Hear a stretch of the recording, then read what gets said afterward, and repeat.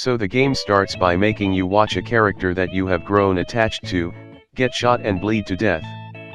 The death is brutal and hard to watch, yet you have to watch it. The devs are clearly getting their rocks off by making you watch this sort of thing. It's misery porn at its best. What's worse is, in the end you don't even get to exact revenge on the person that ordered them to be killed. But I'm getting ahead of myself.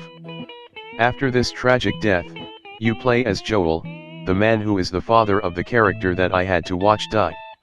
Joel is a selfish person who kills anyone who gets in his way without an ounce of remorse and is even willing to torture people during interrogations. What a terrible character. I am then introduced to Tess, who is very much like Joel in that she is also a selfish person who kills anyone who gets in her way without an ounce of remorse and is even willing to torture people during interrogations. What a terrible character. Tess introduces Joel to Ellie and then is killed off, making her a completely pointless and inconsequential character. Joel could have just met Ellie without Tess and nothing in the story would have changed. Regardless of that, Ellie is immune to the virus that causes people to mutate, and Joel is tasked with taking her to the Fireflies, which is a group of people who plan to use Ellie's immunity to create a cure for the virus. Yes, that's right, this is a generic and simple travel buddy plot. It's painfully predictable that Joel and Ellie will form an unbreakable bond and then Joel will ultimately not be able to let Ellie go in the end because he doesn't want to lose another daughter. How cliché. Next, the game introduces us to Bill, a large overweight homosexual male. Naughty Dog is clearly forcing an agenda here by introducing us to a character with a sexuality that is not typical in gaming. Not only that, but his sexuality has absolutely no bearing on the plot or events, which means it takes away from the overall experience to a massive degree. To add insult to injury, he is also obese. Tell me, how is a person able to sustain that size and weight during an apocalypse?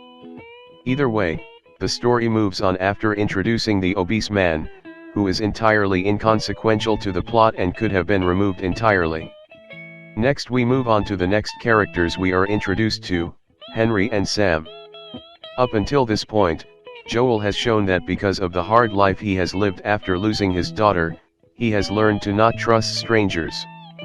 This however does not stop him from trusting these strangers. Even after these strangers leave him to die, Joel continues to trust them. Is Joel an idiot? In any case, the strangers are killed off in a brutal way that I did not enjoy watching. Just more of that misery porn from Naughty Dog I mentioned earlier. And of course, all of the characters introduced during this segment of the game are inconsequential to the plot and could have been removed entirely and nothing would have changed.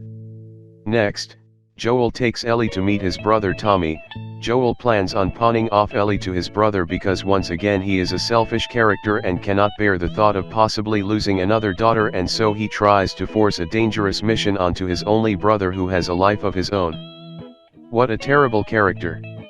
In the end, Joel decides not to pawn off Ellie to his brother after all, making this entire segment of the game absolutely pointless. Once again, all of the characters introduced during this segment of the game are inconsequential to the plot and could have been removed entirely and nothing would have changed. Next, Joel receives a clearly fatal injury. He passes out and the small child Ellie is somehow able to carry this large unconscious man to safety. It is revealed to us that Joel is somehow surviving this fatal wound and Ellie needs antibiotics to treat him. Ellie is kidnapped and Joel goes to rescue her even though he was clearly just in a near-death scenario. Joel then finds and brutally tortures two men that he believed knew where Ellie was.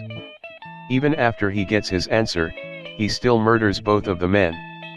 What a terrible character. Meanwhile, Ellie defends herself and brutally tortures a man who tries to kill her. The game paints this as a victorious moment for the character, but I for one could not have been more disgusted at the continuous use of misery porn. This section of the game proved to me that the writers at Naughty Dog and Neil Druckmann are clearly in need of psychological help. And once again, all of the characters introduced during this segment of the game are inconsequential to the plot and could have been removed entirely and nothing would have changed. Finally, we reach this terrible game's climax. Throughout the game, Ellie has made it vividly clear that if it came down to it, she would be more than happy to give her life for a chance at finding a cure so that all of the deaths of her friends would not have been for nothing. It turns out that there is indeed a way for a cure to be created, but Ellie would have to die.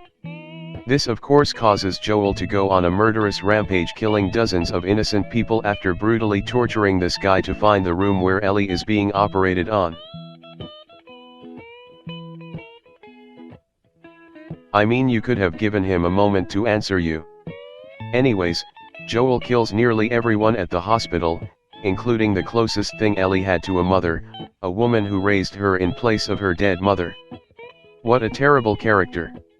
When Ellie wakes up, Joel lies to her and tells her that she is not special and there is no cure.